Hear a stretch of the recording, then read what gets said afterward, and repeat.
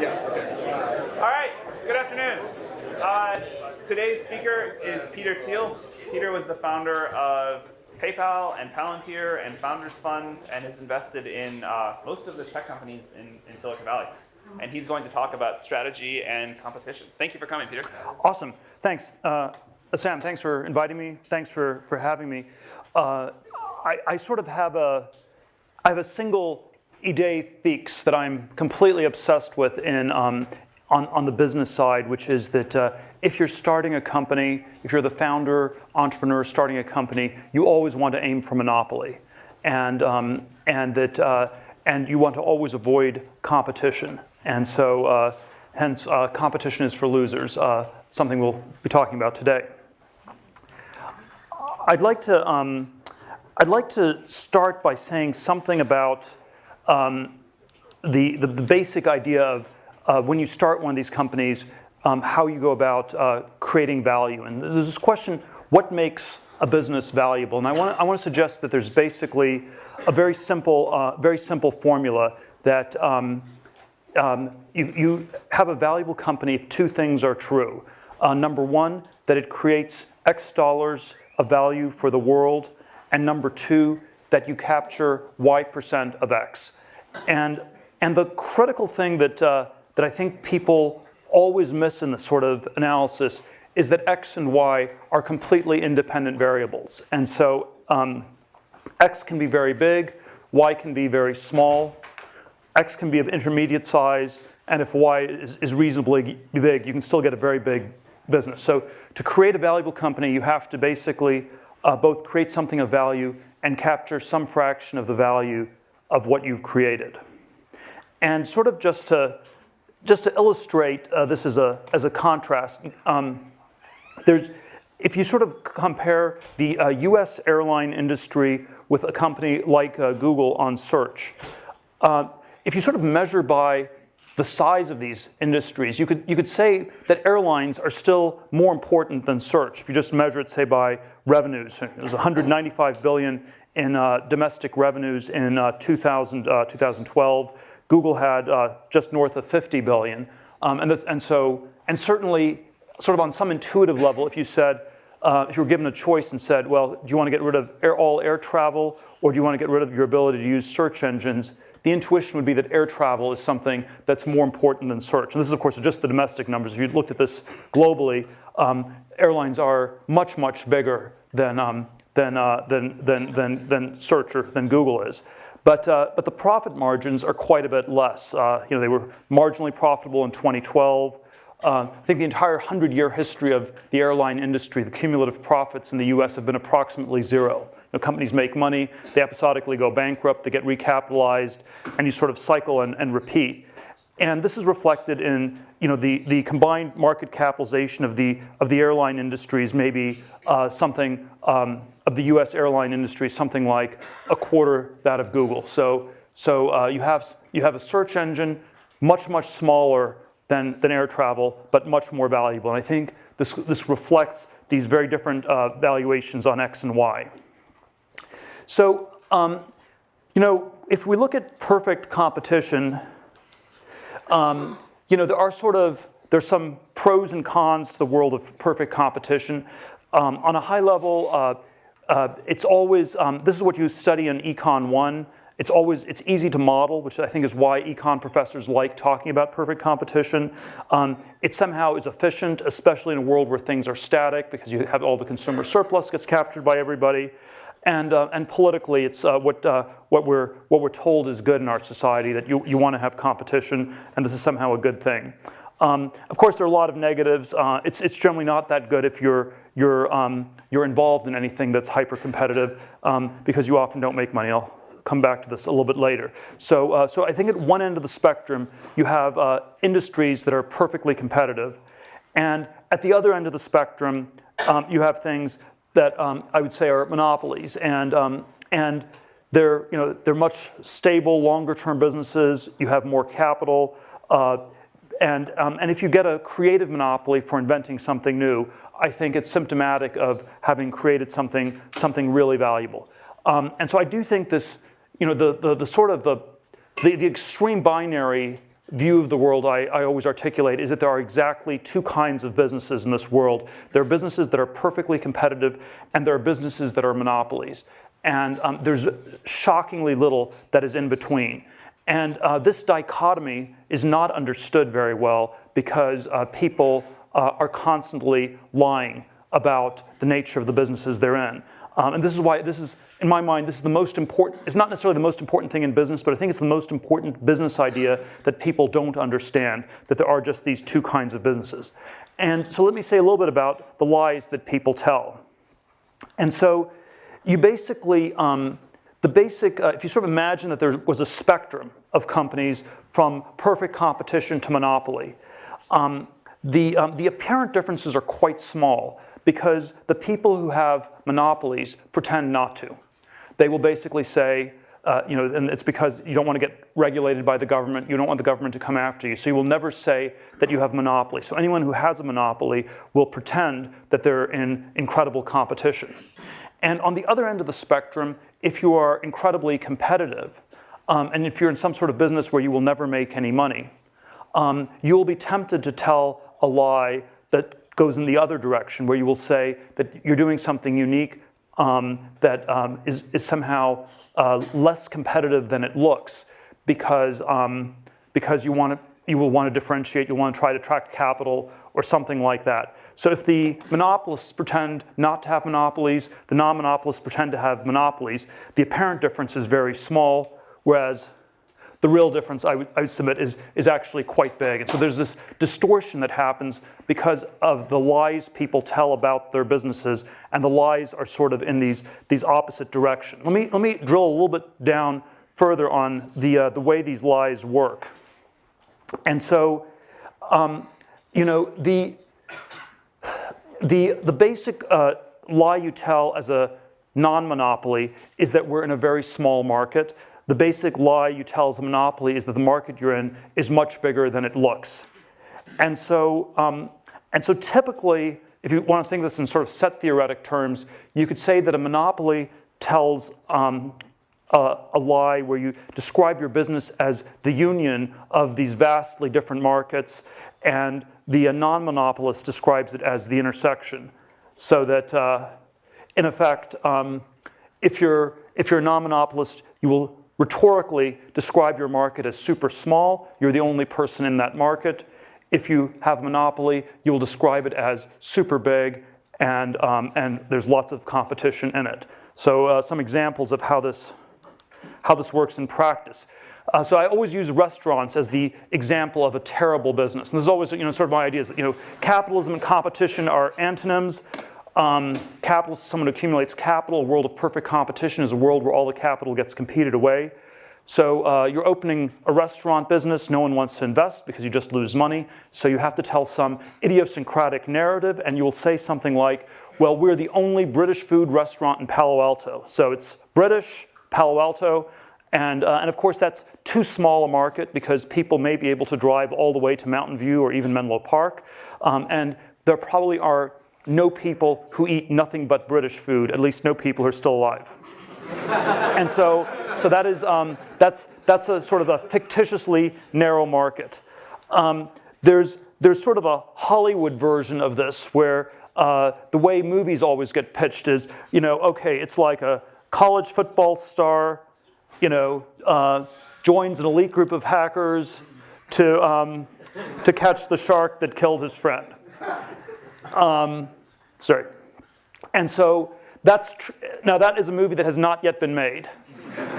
But the question is that the right category, or is the correct category, it's just another movie? In which case, there are lots of those. It's super competitive, incredibly hard to make money. No one ever makes money in Hollywood doing movies. It's really, really hard. And so you always have this question about, does the intersection, is it real? Does it make sense? Does it have value that one should ask? And of course, there are startup versions of this where the sort of the really bad versions, you just take a whole series of buzzwords, sharing mobile, social apps, you combine them, and you have some kind of narrative. And whether or not that's a real business or not it's generally a bad sign. So it's almost this pattern recognition when you have this rhetoric of the sort of intersections, it generally does not work. The something of somewhere is really mostly just the nothing of nowhere. And it's like the Stanford of North Dakota. One of a kind, but it's not Stanford. So let's look at the opposite. The opposite lie is if you are, let's say, the search company that's down the street from here and has about a happy 66% market share, and is completely dominant in the search market. Google has not almost never describes itself as a search engine these days, and instead it describes itself in all these different ways. So it sometimes says it's an advertising company. So if it was search, you'd say, wow, it has this huge market share that's really, really crazy. It's like an incredible monopoly. It's much bigger than, a much more robust monopoly than Microsoft ever had in the 90s. Maybe that's why it's making so much money. But if you say it's an advertising market, you could say, well, there's search advertising is 17 billion, and that's part of online advertising, which is much bigger, and then all US advertising is bigger. And then by the time you get to global advertising, that's close to 500 billion. And so you're talking about 3.5%. So a tiny part of this much larger market. Or if you don't want to be an advertising company, you can always say that you're a technology company. And so, sorry, let me just see. And the technology market is something like a $1 trillion market. And the narrative that you tell as Google in the technology market is, well, we're competing with all the car companies with our self-driving cars. We're competing with Apple on TVs and iPhones. We're competing with Facebook. We're competing with Microsoft on Office products. We're competing with Amazon on cloud services. And so we are in this giant technology market where there's competition in every direction you look. And no, we're not the monopoly the government's looking for, and we should not get regulated in any way whatsoever. And so I think one has to always be super aware that there are these very powerful incentives to distort the nature of these markets one way or the other. So the evidence of narrow markets in the tech industry is if you basically just if you look at sort of some of the big tech companies, Apple, Google, Microsoft, Amazon, they've just been building up cash for year after year, and you have these incredibly high profit margins. And I would say that one of the reasons the tech industry in the U.S. has been so successful financially is because it's prone to creating all these monopoly-like businesses, and and it's reflected by the fact that these companies just accumulate so much cash they don't even know what to do with it beyond a certain point. And so let me say a few things about how to build a monopoly. And I think one of the sort of very counterintuitive ideas that comes out of this monopoly thread is that you want to go after small markets. If you're a startup, you want to get to monopoly. You're starting a new company, you want to get to monopoly. Monopoly is you have a large share of a market. How do you get to a large share of a market? You start with a really small market, and you take over that whole market, and then over time, you find ways to expand that market in concentric circles. And the thing that's always a big mistake is going after a giant market on day one, because that's typically evidence that you somehow haven't defined the categories correctly, and it normally means that there's going to be too much competition in one way or another. And so I think almost all the successful companies in Silicon Valley had some model of starting with small markets and expanding. And if you take Amazon, you start with just a bookstore. We have all the books in the world, so it's a better bookstore than anybody else has in the world when it starts in the 90s. It's online. There's things you can do you can't do before, and then you gradually expand into all sorts of different forms of e-commerce and other things beyond that. eBay. You start with Pez dispensers, you move on to Beanie Babies, and eventually it's all these different auctions for all these sorts of different goods. And what's very counterintuitive about many of these companies is they often start with markets that are so small that people don't think that they're valuable at all when you get started. The PayPal version of this was we started with power sellers on eBay, which was about 20,000 people. When we first saw this happening in December of '99, January 2000, right after we launched, there was a sense that these were all, it was such a small market, it was terrible, we thought these were terrible customers to have, it's just people selling junk on the internet, why in the world do we want to be going after this market? But there was a way to get a product that was much better for everybody in that market. You could, and we got to something like 25, 30% market penetration in 2 or 3 months, and you got some lock-in, you got brand recognition, and you're able to build the business from there. So I always think these very small markets are quite underrated. The Facebook version of this I always give is that the initial market at Facebook was 10,000 people at Harvard. It went from 0 to 60% market share in 10 days. That was a very auspicious start. The way this gets analyzed in business schools is always, that's ridiculous. It's such a small market, it can't have any value at all. And so I think the business school analysis of Facebook early on, or of PayPal early on, or of eBay early on, is that the markets were perhaps so small as to have almost no value. And they would have had little value had they stayed small, but it turned out there were ways to then grow them concentrically, and that's what made them so valuable. Now I think the opposite version of this is always where you have super big markets, and there's so many different things that went wrong with all the clean tech companies in the last decade, but one theme that ran through almost all of them was they all started with massive markets. And every clean tech PowerPoint presentation that one saw in the years 2005 to 2008, which was sort of the clean tech bubble in Silicon Valley, started with, we're in the energy market, we're in a market that's measured in hundreds of billions or trillions of dollars. And then once you're sort of a minnow in a vast ocean, that's not a good place to be. That means that you have tons of competitors and you don't even know who all the competitors are. And so you want to be a one-of-a-kind company where it's the only one in a small ecosystem. You don't want to be the 4th online pet food company. You don't want to be the 10th thin film solar panel company. You don't want to be the 100th restaurant in Palo Alto. Restaurant industry is a $1 trillion industry. So if you do a market size analysis, you conclude restaurants are a fantastic business to go into. And it's often large markets. Large existing markets typically mean that you have tons of competition, very, very hard to differentiate. So the first very counterintuitive idea is to go after small markets, often markets that are so small people don't even notice them, they don't think that they make sense. That's where you get a foothold, and then if those markets are able to expand, you can scale into a big monopoly business.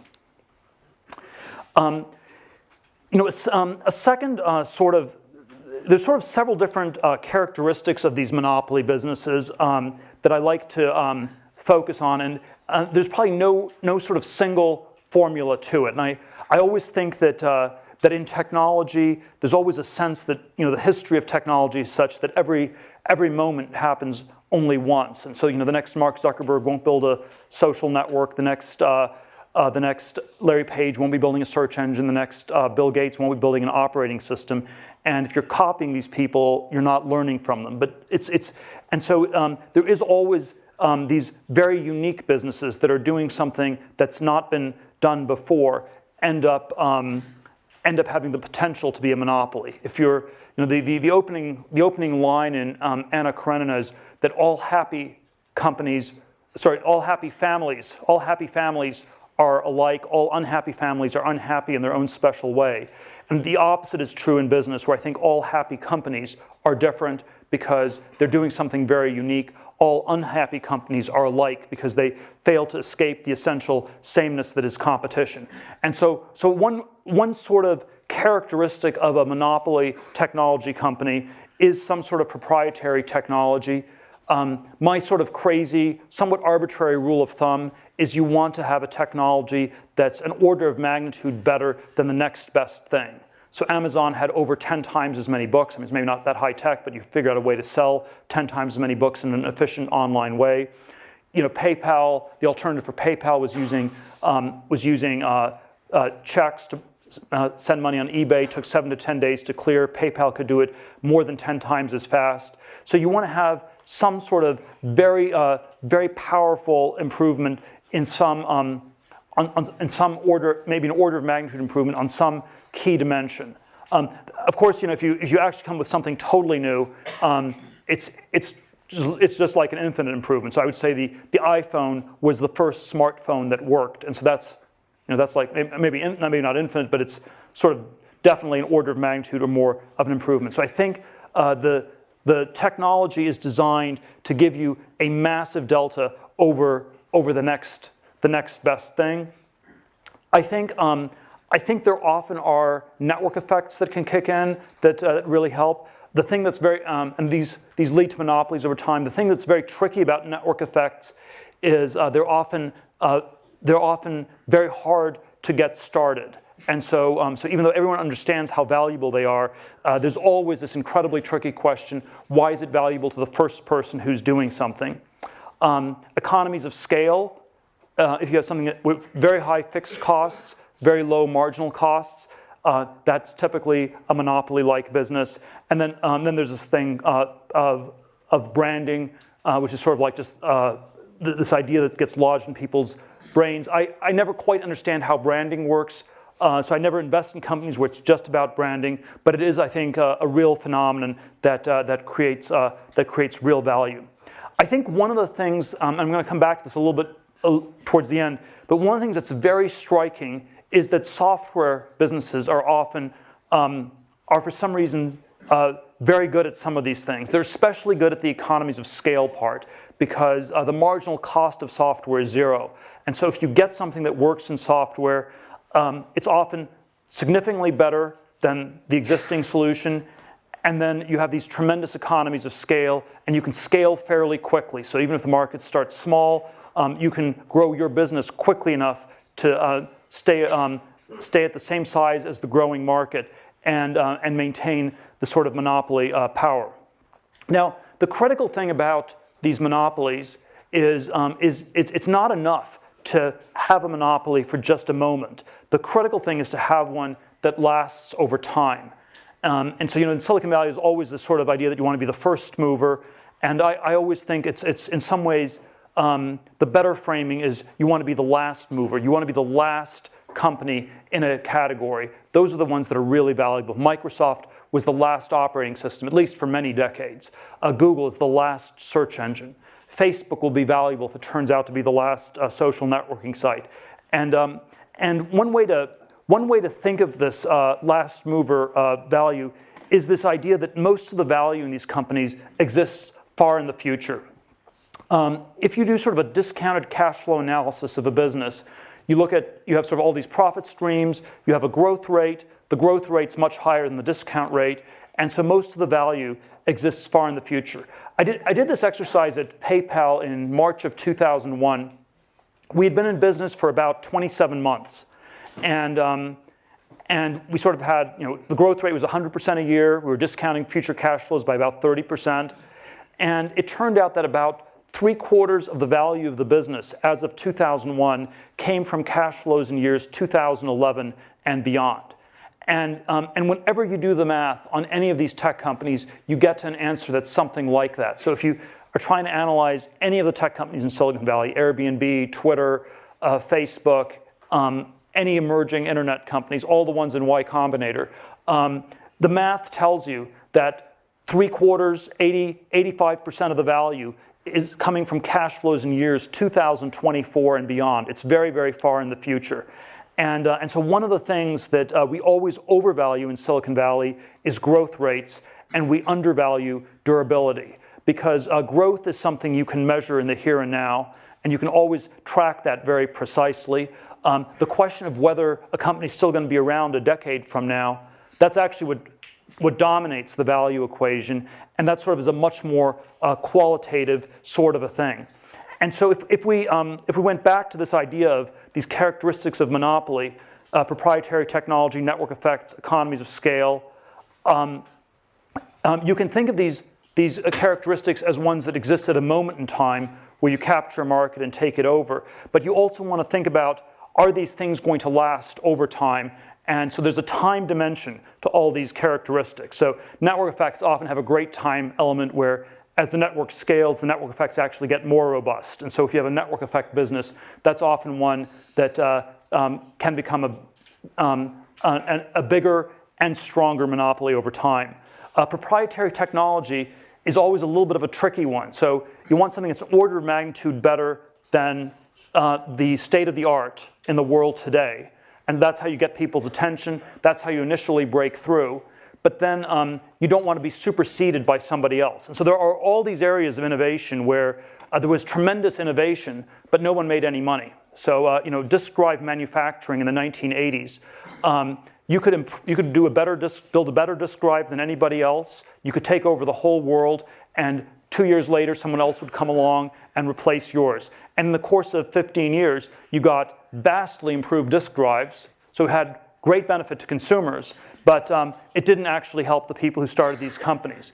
And so there's always this question about having a huge breakthrough in technology, but then also being able to explain why yours will be the last breakthrough, or at least the last breakthrough for a long time, or where you make a breakthrough and then you can keep improving on it at a quick enough pace that no one can ever catch up. So if you have a structure of the future where there's a lot of innovation and other people will come up with new things in the thing you're working on, that's great for society. It's actually not that good for your business typically.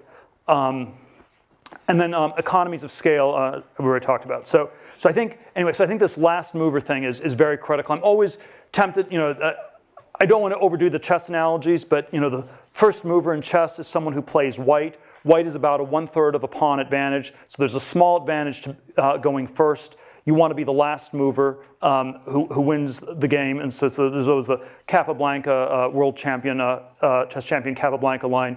You must begin by studying the end game, and I do think that's, well, I wouldn't say that's the only thing you should study. I think this sort of perspective of asking these questions, why will this still be the leading company 10, 15, 20 years from now, is a really critical one to try to think through. Let me sort of, I want to sort of go in two slightly other directions with this monopoly versus competition idea. And I think, I think this is the central idea in my mind for business, for starting business, for thinking about them. And there are some very interesting perspectives I think it gives on the whole, on the whole history of innovation in technology and science, because we've lived through 250, 300 years of incredible technological progress in many different domains, steam engine to railways to telephones, refrigeration, household appliances, the computer revolution, aviation, all sorts of different areas of technological innovation. And then there's sort of analogous thing that one can say about science, where we've lived through centuries of enormous amounts of innovation in science as well. And the thing that I think people always miss when they think about these things is that because X and Y are independent variables, some of these things can be extremely valuable innovations, but the people who invent them, who come up with them, do not get rewarded for this. And certainly, if you go back to you need to create X dollars in value, you capture Y% of X. I would suggest that the history of science has generally been one where Y is 0% across the board. The scientists never make any money. They're always deluded into thinking that they live in a just universe that will reward them for their work and for their inventions. And this is probably the fundamental delusion that scientists tend to suffer from in our society. And even in technology, there are sort of many different areas of technology where there were great innovations that created tremendous value for society, but people did not actually capture that much of the value. And so I think there is this sort of whole history of science and technology that can be told from the perspective of how much value was actually captured.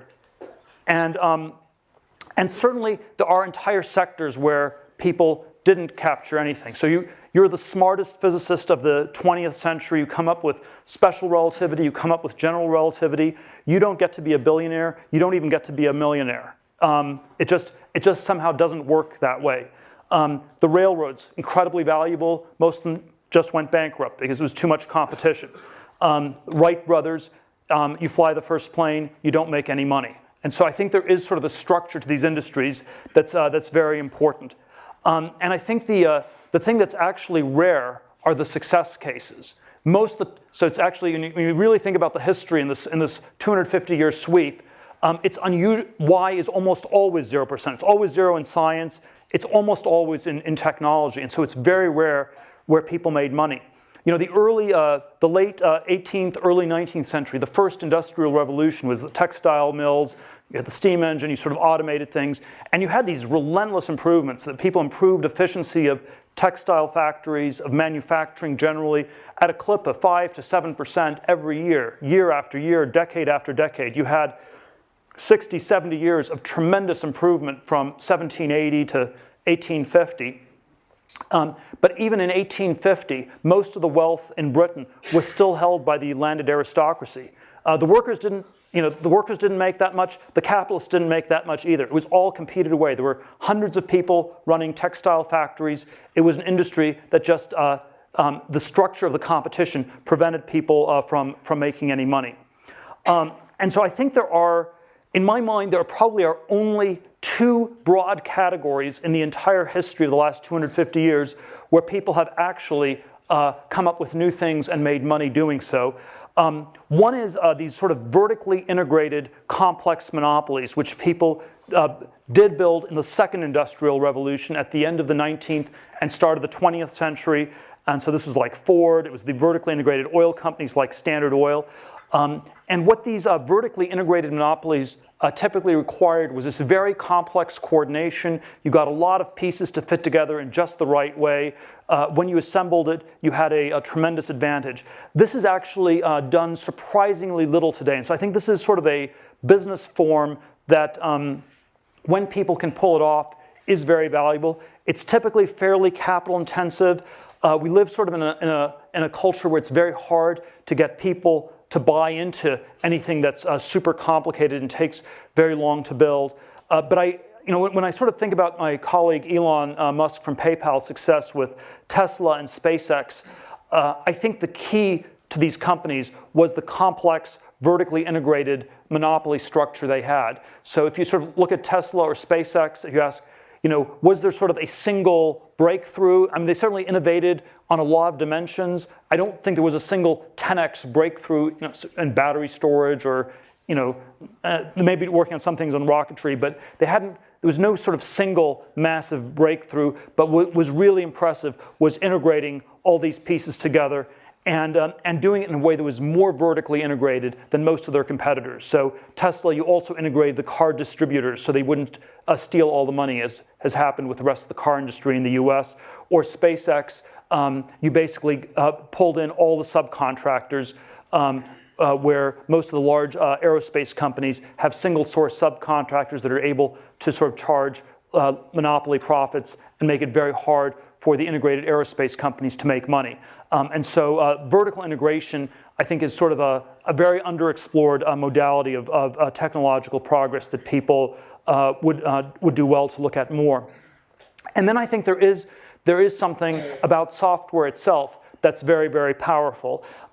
Software has these incredible economies of scale, these low marginal costs, and there is something about the world of bits as opposed to the world of atoms where you can often get very fast adoption. And the fast adoption is critical to capturing and taking over markets, because even if you have a small market, if the adoption rate is too slow, there'll be enough time for other people to enter that market and compete with you. Whereas if you have a small to mid-sized market and have a fast adoption rate, you can take over this market. And so I think this is one of the reasons Silicon Valley has done so well and why software has been this phenomenal industry. And what I would suggest, what I want to leave you with is there are sort of these different rationalizations people give for why certain things work and why certain things don't work. And I think these rationalizations always obscure this question of creating X dollars in value and capturing Y% of X. So the science rationalization we're always told is that the scientists aren't interested in making money. They're doing it for charitable reasons, and that you're not a good scientist if you're motivated by money. And I'm not even saying people should always be motivated by money or something like this, but I think we should be a little bit more critical of this as a rationalization. We should ask, is this a rationalization to obscure the fact that Y equals 0% and the scientists are operating in this sort of world where all the innovation is effectively competed away and they can't capture any of it directly. And then the software distortion that often happens is because people are making such vast fortunes in software, we infer that this is the most valuable thing in the world being done, full stop. And so if people at Twitter make billions of dollars, it must be that Twitter is worth far more than anything Einstein did. And what that sort of rationalization tends to obscure is, again, that X and Y are independent variables, and there are these businesses where you capture a lot of X, and there are others where you don't. And so I do think the history of innovation has been this history where the microeconomics, the structure of these industries has mattered a tremendous amount. And when and there is sort of this story where some people have made vast fortunes because they were in industries with the right structure, and other people made nothing at all because they were in these sort of very competitive things, and we shouldn't just rationalize that away. I think it's worth understanding this better. And then finally, let me come back to this sort of overarching theme for this talk, this competition is for losers idea, which is always this provocative way to title things, because we always think of the losers as the people who are not good at competing. We think of the losers as the people who are slow on the track team in high school, or who do a little bit less well on the standardized tests and don't get into the right schools. And so we always think of losers as people who can't compete. And I want us to really rethink and revalue this and consider whether it's possible that competition itself is off, that we're sort of, it's not just the case that we don't understand this monopoly competition dichotomy intellectually. So I've sort of been talking about why you wouldn't understand it intellectually, because people lie about it, it's distorted. We have all these, the history of innovation rationalizes what's happened in all these very, very strange ways. But I think it's more than just an intellectual blind spot. I think it's also a psychological blind spot where we find ourselves very, very attracted to competition in one form or another. We find it reassuring if other people do things. The word ape already in the time of Shakespeare meant both primate and imitate. And there is something about human nature that's deeply mimetic, imitative, ape-like, sheep-like, lemming-like, herd-like. And it's this very, very problematic thing that we need to always think through and try to overcome. And there is always this question about competition as a form of validation, where we go for things that lots of other people are going for. And it's not that there is wisdom in crowds. It's not when lots of people are trying to do something that's proof of it being valuable. I think it's when lots of people are trying to do something that is often proof of insanity. There are 20,000 people a year who move to Los Angeles to become movie stars. About 20 of them make it. I think the Olympics are a little bit better because you have you can sort of figure out pretty quickly whether you're good or not. So there's a little bit less of a dead weight loss to society. The sort of educational experience at a place, the pre-Stanford educational experience, there's always sort of a non-competitive characterization where I think most of the people in this room had machine guns and they were competing with people with bows and arrows. So it wasn't exactly a parallel competition when you were in junior high school and high school. There's always a question, does the tournament make sense as you keep going? And this is so there is always this question, if people go on to grad school or postdoctoral educations, does the intensity of the competition really make sense? There's the classic Henry Kissinger line that describing his fellow faculty at Harvard, that the battles were so ferocious because the stakes were so small, describing sort of academia. And you sort of think on one level, this is a description of insanity. Why would people fight like crazy when the stakes are so small? But it's also, I think, simply a function of the logic of the situation. When it's really hard to differentiate yourself from other people, when the objective differences really are small, then you have to compete ferociously to maintain a difference of one sort or another that's often more imaginary than real. There's always sort of the personal version of this that I tell, where I was sort of hyper tracked. My 8th grade junior high school yearbook, one of my friends wrote in, I know you'll get into Stanford in 4 years as a sophomore. I sort of went to Stanford 4 years later, at the end of high school. Went to Stanford Law School. Ended up at a big law firm in New York, where from the outside everybody wanted to get in, on the inside everybody wanted to leave. And you had, and it was this very strange dynamic where after I sort of realized this was maybe not the best idea, and I left after 7 months and 3 days, one of the people down the hall from me told me, it's really reassuring to see you leave, Peter. I had no idea that it was possible to escape from Alcatraz, which of course, all you had to do was go out the front door and not come back. But so much of people's identities got wrapped up in winning these competitions that they somehow lost sight of what was important, what was valuable. Competition does make you better at whatever it is that you're competing on. Because when you're competing, you're comparing yourself with the people around you. You're figuring out, how do I beat the people next to me? How do I do somewhat better at whatever it is they're doing? And you will get better at that thing. I'm not questioning that. I'm not denying that. But it often comes at this tremendous price that you stop asking some bigger questions about what's truly important and truly valuable. And so I would say that don't always go through the tiny little door that everyone's trying to rush through. Maybe go around the corner and go through the vast gate that no one's taking. Thank you very much.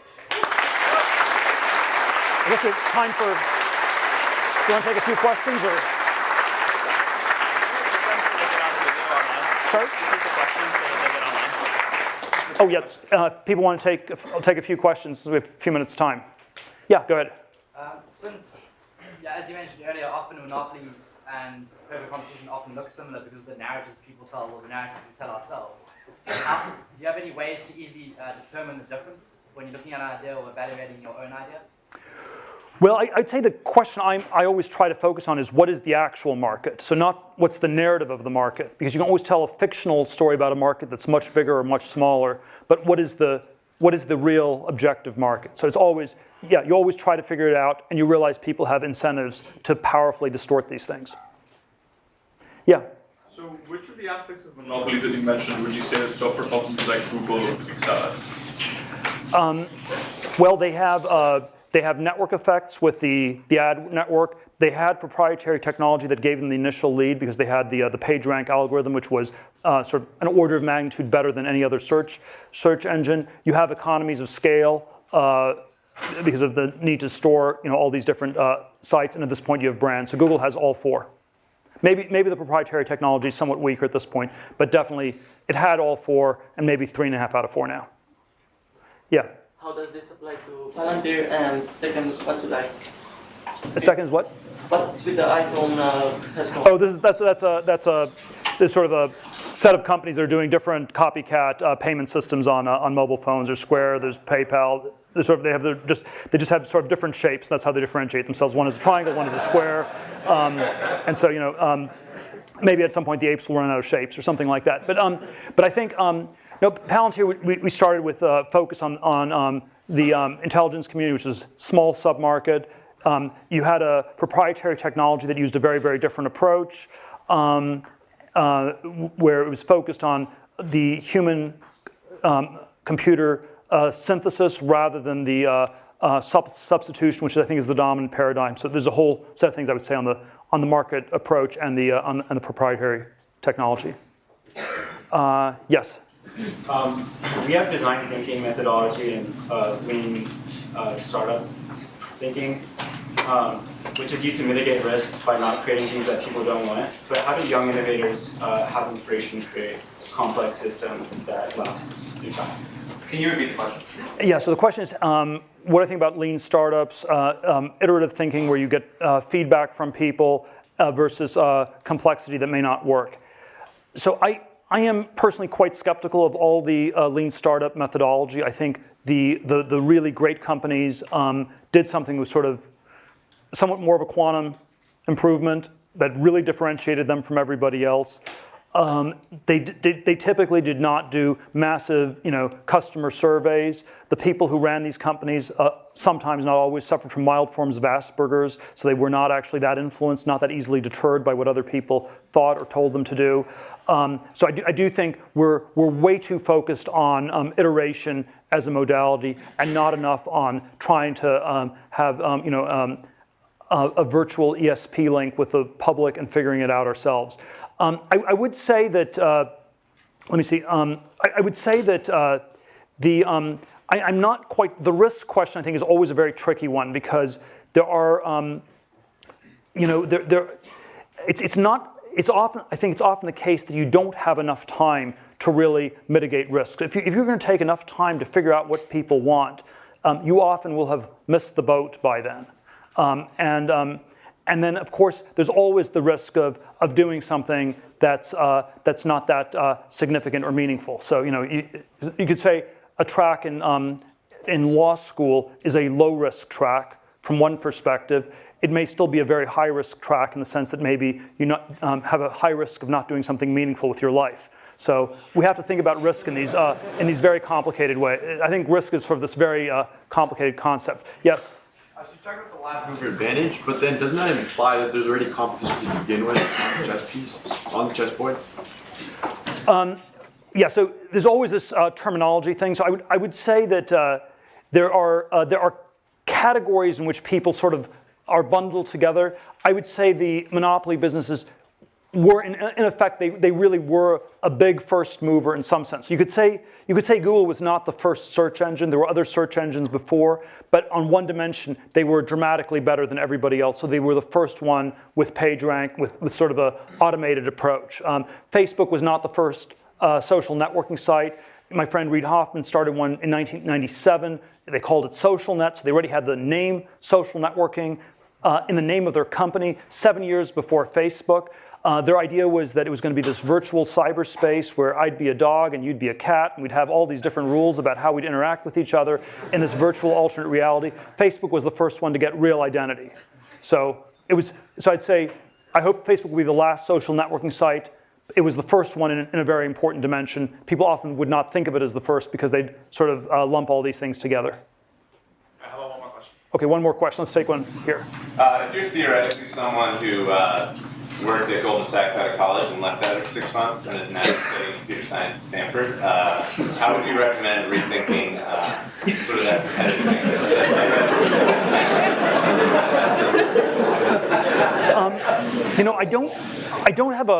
I don't have a great. I'm not great at the psychotherapy stuff, so I don't quite know how to solve this.